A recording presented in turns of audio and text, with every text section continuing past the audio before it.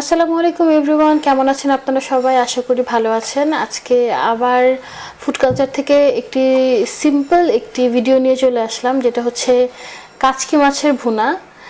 আমরা এখানে কাচকি মাছ নিয়েছি, যেটা ধুয়ে পরিষ্কার করে নেওয়া হয়েছে আগে থেকেই, এবং এর সাথে আমরা দেব এভাবে কেটে রাখা বেগুন। তো রান্নাটার প্রসেসটা খুবই সিম্পল, আমরা খুব অল্প মশলা এটাকে রান্না করব। এর আগে যেটা করতে হবে সেটা হচ্ছে আমরা যে প্যানে রান্না করব সেই প্যানে কাচকি মাছটা দিয়ে নেব।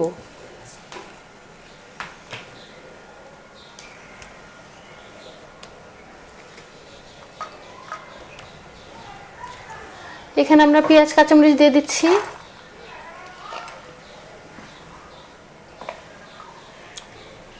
বেগুনটাও দিয়ে দেব।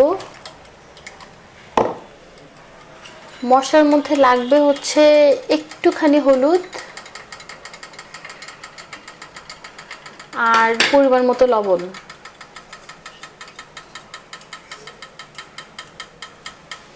এখন এটা আমরা দিয়ে দেব তেল।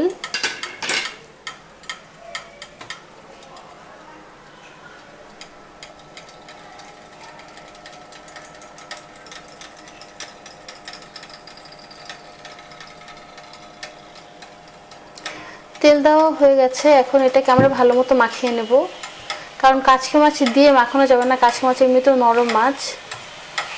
এটাকে খুব ভালো মতো মাখিয়ে নেওয়ার পর আমরা কাচকি মাছটা দিয়ে আলতো করে মাখিয়ে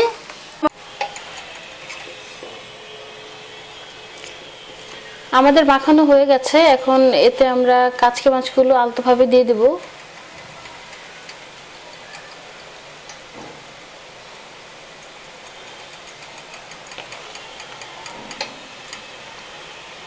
এই রান্নায় যেহেতু আমরা কোনো রকম শুকনো মরিচের গুঁড়া ইউজ করছি না, সেক্ষেত্রে আপনারা আপনাদের স্বাদ মতো কাঁচামরিচ বাড়িয়ে কমিয়ে নিতে পারেন।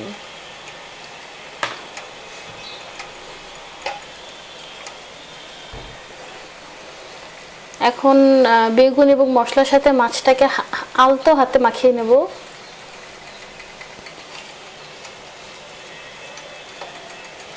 এরপর এতে আমরা একটু সামান্য পানি দিয়ে দেব।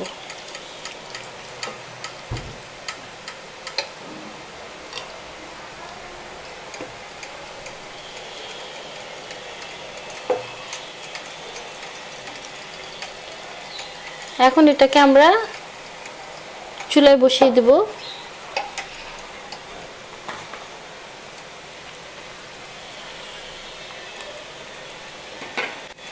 এখন এটাকে আমরা ঢাকনা দিয়ে রান্না করব প্রায় 5 মিনিটের মতো।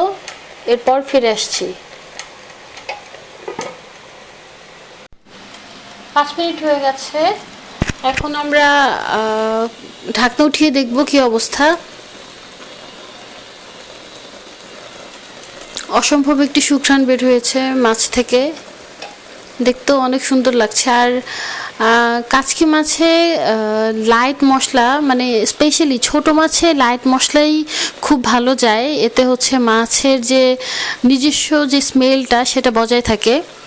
এই জন্য আমরা কাচকি মাছে খুবই হালকা মশলা ইউজ করি, কোনো আদা রসুন বাটা এসব কোনো কিছু লাগে না, জাস্ট কাঁচামরিচ, হলুদ, লবণ, পেঁয়াজ, এটুকুই, আর তেল তো লাগেই।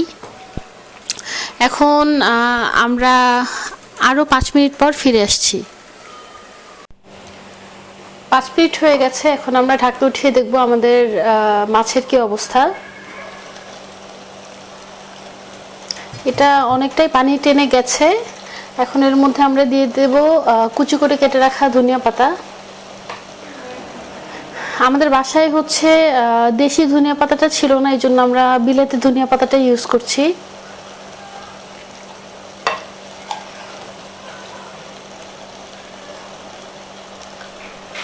আর এখন আমরা দিয়ে দেব কেটে রাখা জলপাই। এটা যে এই রান্নাটাকে এত বেশি টেস্টি করে তোলে, এটা আপনারা মানে নিজেরা ট্রাই না করলে বুঝবেন না। আর এমনি তো টক আমাদের স্বাস্থ্যের জন্য অনেক ভালো।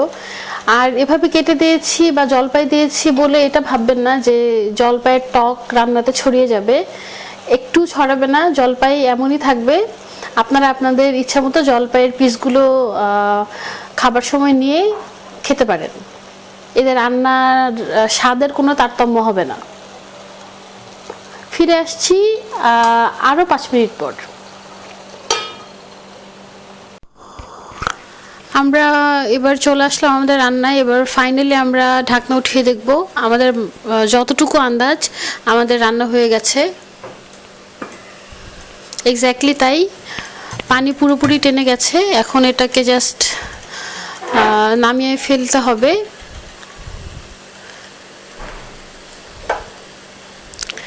এটাকে পরিবেশন করে তারপর আমরা ফাইনাল লুকে আপনাদের কাছে চলে আসছি। এটা হচ্ছে আমাদের ফাইনাল লুক।